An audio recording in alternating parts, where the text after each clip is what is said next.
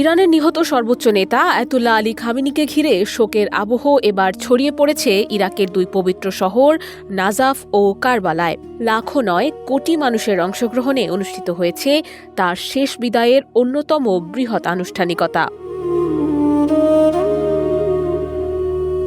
বুধবার ইরাকের পবিত্র শহর কারবালায় আয়োজিত জানাজা ও শোক মিছিলে অংশ নেন ৪০ লাখেরও বেশি মানুষ, এমনটা জানিয়েছে দেশটির নিরাপত্তা বাহিনী হাশদ আশ-শাবি। আনুষ্ঠানিকতা শুরুর অনেক আগেই শহরের প্রধান সড়কগুলো শোকার্ত মানুষের ভিড়ে পরিপূর্ণ হয়ে যায়।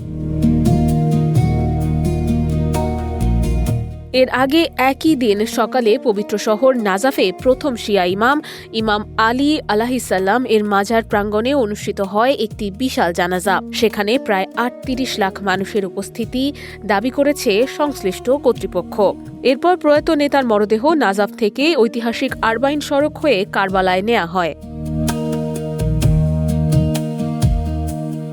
কারবালায় পৌঁছানোর পর খামেনির মরদেহ নেওয়া হয় ইমাম হোসেন আলাইহিসসালাম এবং হজরত আব্বাস আলাইহিসসালামের পবিত্র মাজার প্রাঙ্গণে।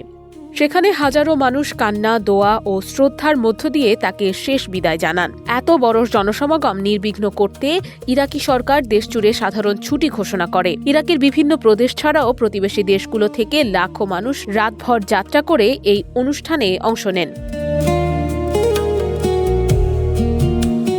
সব আনুষ্ঠানিকতা শেষে ইরানের উত্তর পূর্বাঞ্চলের পবিত্র শহর মাশহাদে আয়াতুল্লাহ আলী খামেনির দাফন হবে। অষ্টম শিয়া ইমাম রেজা আলাইহিসসালামের পবিত্র মাজার প্রাঙ্গণেই তাকে সমাহিত করা হবে বলে জানিয়েছে কর্তৃপক্ষ।